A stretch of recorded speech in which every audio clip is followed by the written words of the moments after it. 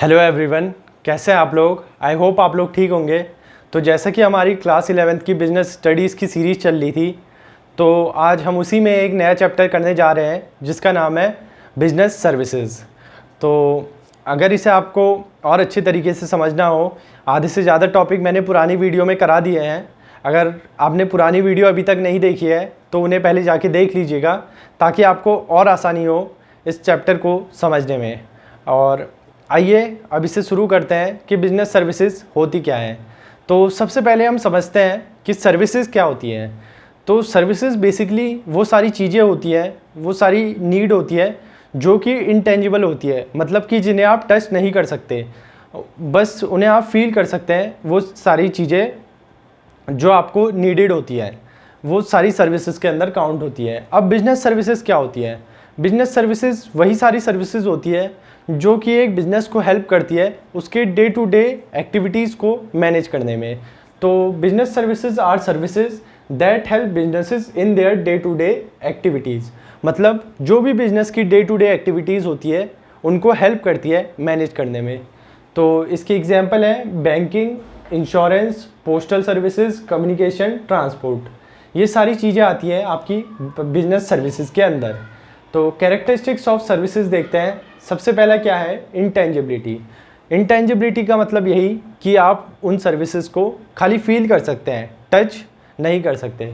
दूसरा है inconsistency. Inconsistency मतलब कि एक पर्सन को हमेशा एक जैसी सर्विसेज नहीं चाहिए होंगी।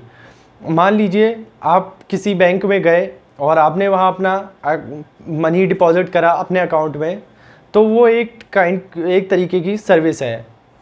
और मान लीजिए आपने कुछ किसी डिलीवरी ऐप का यूज़ करके कुछ सामान मंगाया, तो वो भी आपकी एक तरीके की सर्विसेज है। तो आपको हर समय एक ही टाइप की सर्विस नहीं चाहिए होगी, हर समय आपको बैंक में डिपॉजिट नहीं कराना होगा। तो ये सारी चीज़ें, तो ये एक इनकन्सिस्टेंसी है।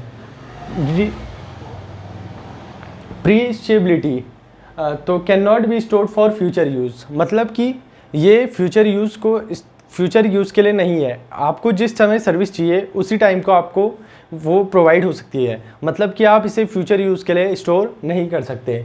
Lack of ownership. Lack of ownership का मतलब ये है कि इसमें ओनरशिप ट्रांसफ़र नहीं होती। जिसके पास ओनरशिप रहती है स्टार्टिंग में उसी के पास रहती है, आपको खाली सर्विस प्रोवाइड की जाती है। तो ये देखा हमने कैरेक्टरिस्टिक्स ऑफ सर्विसेज। अब देखते हैं टाइप्स ऑफ बिजनेस सर्विसेज। कितने टाइप की बिजनेस सर्विसेज होती है?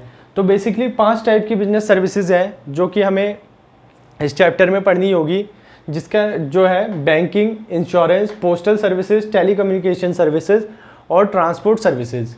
इसे आप एक आसान तरीके से याद कर सकते हैं जो कि मैंने बताया है, टिप BT।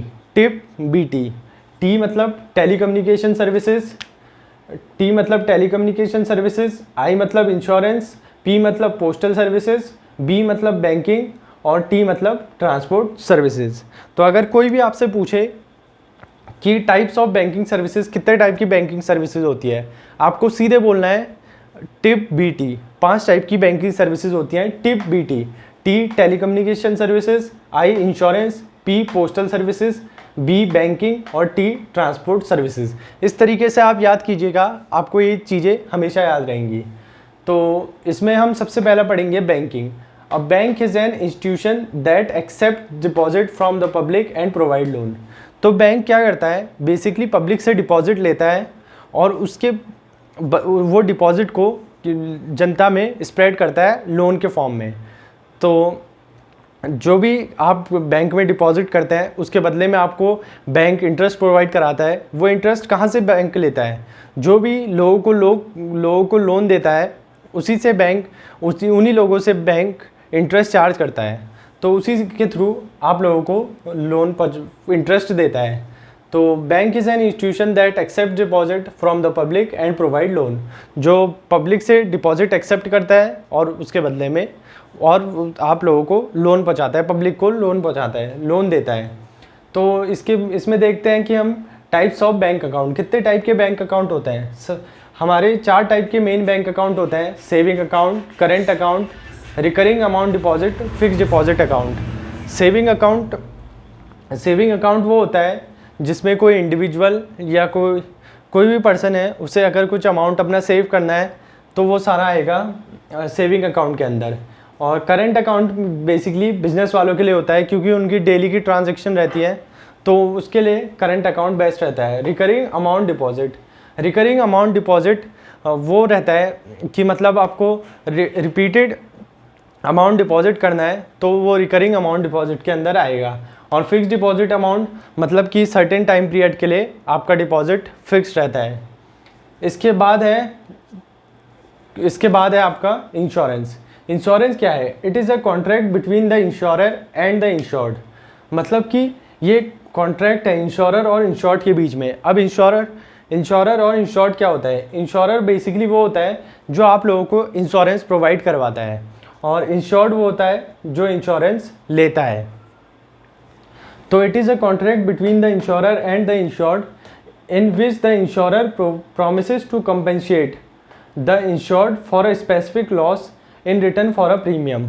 मतलब कि जो एक इंश्योरर होता है वो इंश्योर्ड को बोलता है कि अगर आपको कुछ भी लॉस होगा तो उसके बदले मैं कंपेंसेट करूँगा, मतलब कुछ अमाउंट दूंगा। तो वो इंश्योरेंस होता है। तो इसके प्रिंसिपल ऑफ इंश्योरेंस क्या होता है? Principle of utmost good faith. Utmost good faith का मतलब ये है कि जो भी इंश्योरर और इंश्योर्ड है उसे एक गुड फेथ के थ्रू, मतलब कि सारी चीज़ें बता के इंश्योरेंस कराना चाहिए। मतलब कि कोई फॉल्स स्टेटमेंट नहीं बतानी चाहिए या कुछ गलत कागज़ नहीं देने चाहिए। प्रिंसिपल ऑफ इंश्योरेबल इंटरेस्ट, जो भी इंश्योर्ड है वो उसको एक इंटरेस्ट मिलना चाहिए अपने इंश्योरेंस के बदले। प्रिंसिपल ऑफ इंडिमिटी मतलब कि होता है कि जैसे जितना इंश्योर्ड को लॉस हो रखा है उसी के बदले आपको प्रीमियम मिलना चाहिए, कंपेंसेशन मिलना चाहिए। तो ये थे इसके प्रिंसिपल ऑफ इंश्योरेंस के 3 प्रिंसिपल्स। अब देखते हैं टाइप्स ऑफ इंश्योरेंस। कितने टाइप के इंश्योरेंस होते हैं हमारे पास? ये होता है life insurance, fire insurance, marine insurance. तो और भी टाइप के होते हैं लेकिन ये सब मेन इंपॉर्टेंट है तो मैंने ये लिख दिया। लाइफ इंश्योरेंस वो होता है जैसे किसी को कुछ कैजुअलिटी डेथ वगैरह हो जाती है तो उसके बदले जो भी कंपेंसेशन रहता है वो मिलता है, उसी को लाइफ इंश्योरेंस कहते हैं। ऐसी हेल्थ इंश्योरेंस होता है, अगर आपने हेल्थ इंश्योरेंस कराया है और आपकी तबीयत कुछ ख़राब हो गई है तो उसके बदले आप हेल्थ इंश्योरेंस कंपेंसेशन ले सकते हैं। इसके बाद है फायर इंश्योरेंस। फायर इंश्योरेंस वो होता है अगर कहीं फायर के थ्रू आपके बिजनेस में कुछ लॉस हुआ है तो उसके बदले में जो भी कंपेंसेशन लेते हैं वो फायर इंश्योरेंस के अंदर आता है। इसके बाद मैराइन इंश्योरेंस, ये इंश्योरेंस जनरली शिप या वाटर बॉडीज़ में होता है। अगर शिप वगैरह में कुछ नुकसान हो जाए तो उसके बदले आप कंपेंसेशन ले सकते हैं। तो ये हो गया हमारा बैंकिंग हो गया और इंश्योरेंस हो गया। अब हम देखेंगे पोस्टल सर्विसेज।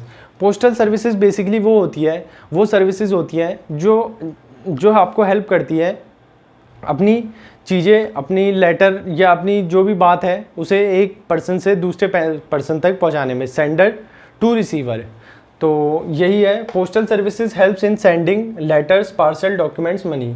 ये काफ़ी कॉमन तरीका है और पहले से काफ़ी यूज़ किया जाता था, अब तो काफ़ी कम हो चुका है इसका यूज़, लेकिन अभी भी किया जाता है। तो अगर आपको कुछ लेटर, पार्सल या कुछ डॉक्यूमेंट पहुंचाना है एक जगह से दूसरी जगह तो आप पोस्टल सर्विसेज की हेल्प ले सकते हैं। इसके बाद है telecommunication services. These services help people and businesses communicate over distance. मतलब कि टेलीकम्युनिकेशन सर्विसेज एक बिजनेस या इंडिविजुअल को हेल्प करती है अपनी बात कोई सेंडर से किसी रिसीवर तक पहुंचाने के लिए, चाहे वो कहीं भी, किसी भी स्टेट, किसी भी सिटी या किसी भी कंट्री में हो। तो इसके एग्जांपल है टेलीफोन, मोबाइल सर्विसेज, इंटरनेट या ईमेल। ये काफ़ी ज़्यादा यूज़ किया होगा, काफ़ी ज़्यादा सर्विसेज यूज़ की जाती है आजकल, यही ज़्यादा यूज़ की जाती है। पोस्टल सर्विसेज कम रहती है लेकिन पार्सल वगैरह काफ़ी भिजवाया जाता है पोस्टल सर्विसेज के थ्रू। ट्रांसपोर्ट सर्विसेज तो ट्रांसपोर्ट सर्विसेज क्या होती है? बेसिकली जो आपको हेल्प करती है एक जगह से दूसरी जगह जाने के लिए, उन्हीं को हम लोग ट्रांसपोर्ट सर्विसेज बोलते हैं। These services help in moving people and goods from one place to another. इसके एग्जांपल है रोडवेज, रेलवेज, एयरवेज और वाटरवेज। तो ये थी ट्रांसपोर्ट सर्विसेज। और ये था हमारा बिजनेस सर्विसेज का चैप्टर। अगर बिजनेस सर्विसेज में अगर आपसे कोई भी पूछे कि कितने टाइप की बिजनेस सर्विसेज होती है, तो आपको बताना है 5 टाइप की बिजनेस सर्विसेज होती है।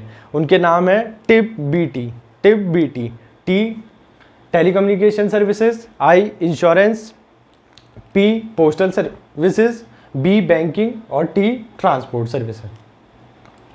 तो कैसे बताना है आपको types of banking services, tip BT. तो ये थी आज की वीडियो। अगर आपको किसी भी टॉपिक में डिटेल एक्सप्लेनेशन चाहिए होगा तो कमेंट करके ज़रूर बताइएगा, और आई होप आप लोगों को वीडियो अच्छी लगी हो। तो thank you so much for watching the video.